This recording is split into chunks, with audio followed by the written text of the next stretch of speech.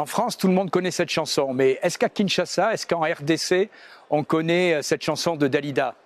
Paroles et paroles et paroles et encore des paroles. Et en un an, c'est un peu ce qui se passe au Parlement européen, ici à Strasbourg. Puisque en un an, c'est le 4e débat en ce moment sur les violences en République démocratique du Congo. Et en dehors de ce débat, rien n'est décidé, rien ne se passe pour aider ce pays. Donc je le dis très clairement, cette fois, je ne participerai pas à cette comédie qu'est ce débat. Pour une raison simple, toutes ces discussions n'ont servi à rien. Parce que l'Union européenne joue clairement un double jeu. Dans l'hémicycle, on soutient Kinshasa. Dans les faits, on laisse faire tout ce qu'il veut à M. Kagame. Ces discussions sont même contre-productives, puisqu'elles offrent un répit au Rwanda de Kagame. Car sur la RDC et la situation catastrophique à l'est de ce pays, tout a été dit, les massacres, les pillages, la volonté depuis 30 ans d'éradiquer toute une population, les viols et j'en passe. Le coupable, aussi, tout le monde le connaît, c'est le Rwanda et son dirigeant sanguinaire Paul Kagame.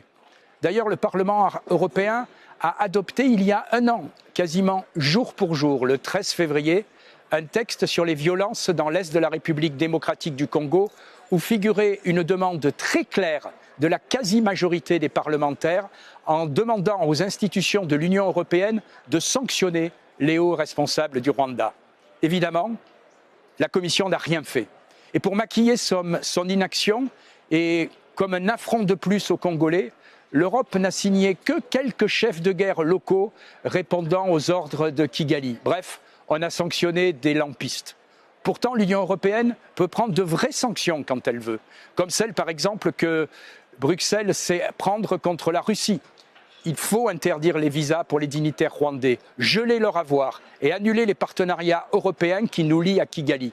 Mais voilà, dès qu'il s'agit de la République du Congo, l'Union européenne considère qu'il est acceptable de massacrer des centaines de milliers d'Africains, de piller ses ressources sans que ça ne dérange personne, sans qu'on ne prenne aucun acte réel.